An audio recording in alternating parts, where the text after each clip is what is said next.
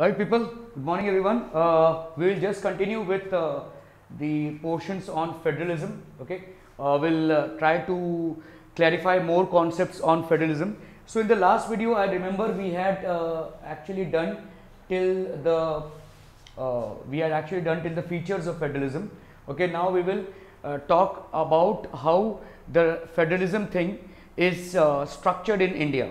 Okay, so we are going to talk about how federalism thing is structured in India. So first of all we need to understand what are the tiers of Indian federalism. Okay, so there are three tiers of Indian federalism, three levels. Tiers means levels. So there are three levels of Indian federalism. The first level that we have is at the level of union government. As we discussed, federalism is basically dilution of power.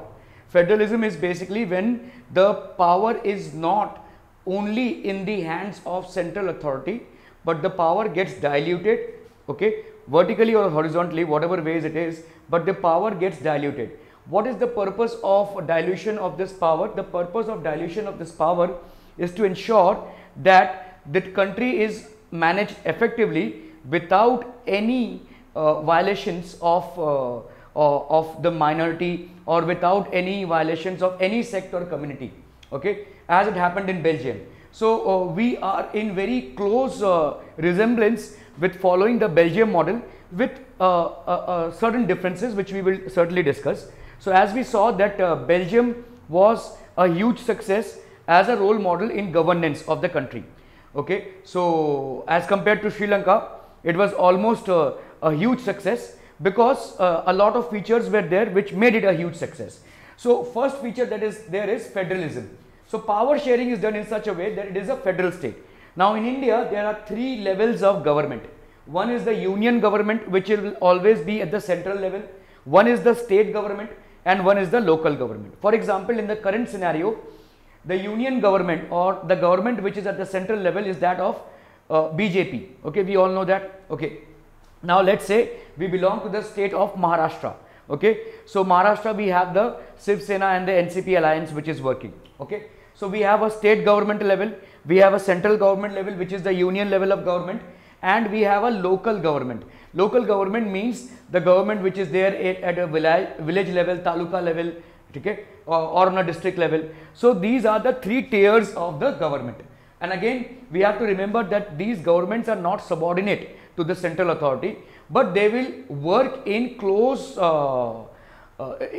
proximation, or they will work in close relationship with each other, okay, so that the public welfare is maintained. Okay, that's theoretically. Okay, now union government, state government and local government, these are the three tiers of federalism, or to be very precise, Indian federalism. All right. Okay, now we have holding together federalism. Now the thing that was basically taken from the Belgium model and incorporated in our governance is the holding together federation.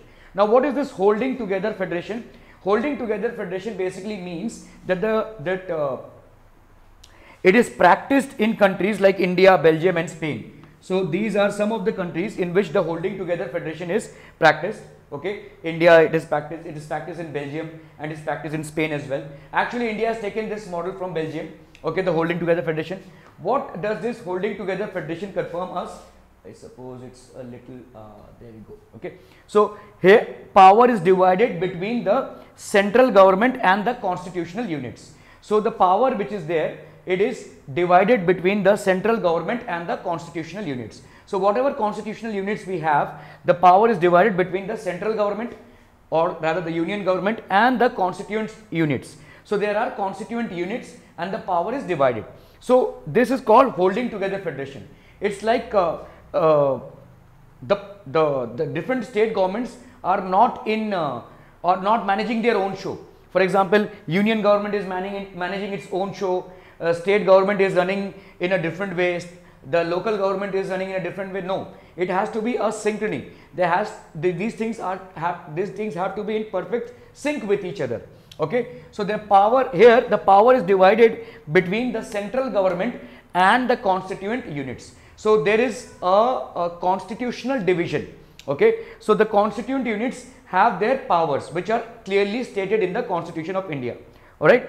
Okay. Now there is one difference between, so we generally consider that we have taken the Belgium model of federalism, but there is just one difference out here. One difference between Belgium and India is, in India, center has more power.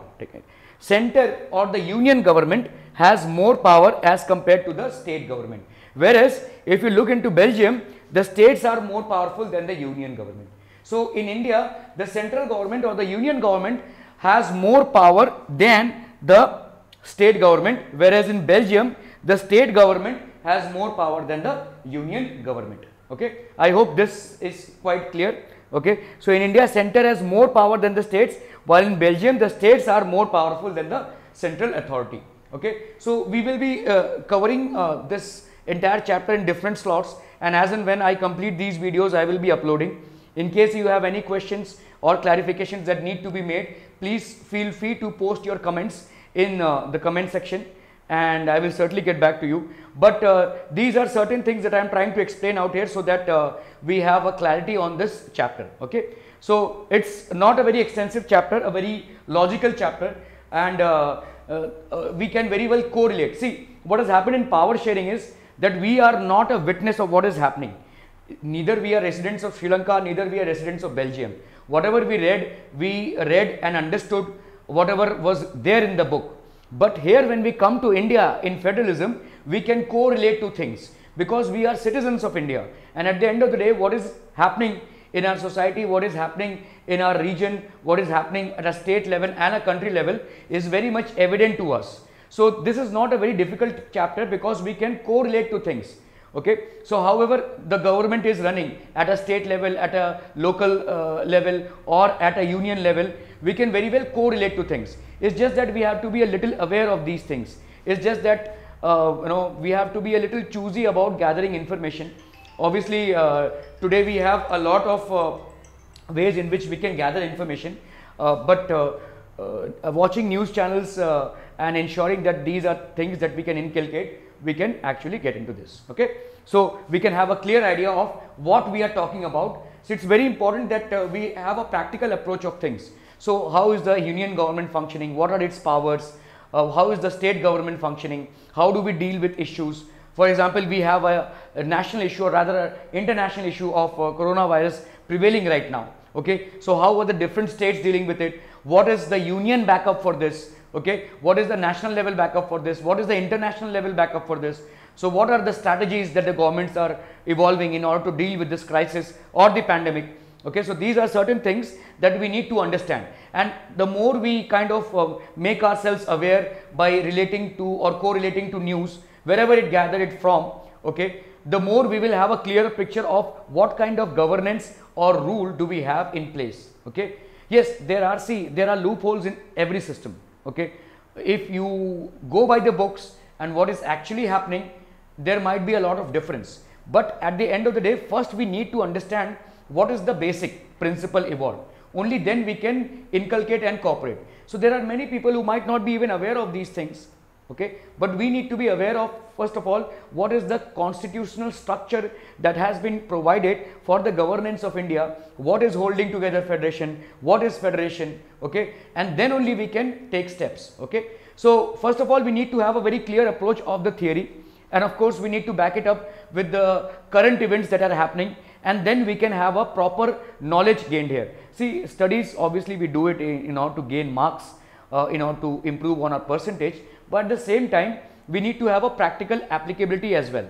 So these things are very much practical and correlated to our own lives, and hence it will not be a very difficult journey to comprehend to this chapter. Whatever is mentioned in this chapter will be very much something that we are noticing day in and day out. Okay, so hopefully this will be some more modules that we will be having, and as I said, please keep on posting your questions and going through these videos, and let me know if there are any challenges or points that have been left uncovered, or rather need another explanation. All right, so here's it. You can take a snapshot of the same, and then we'll go ahead. Okay.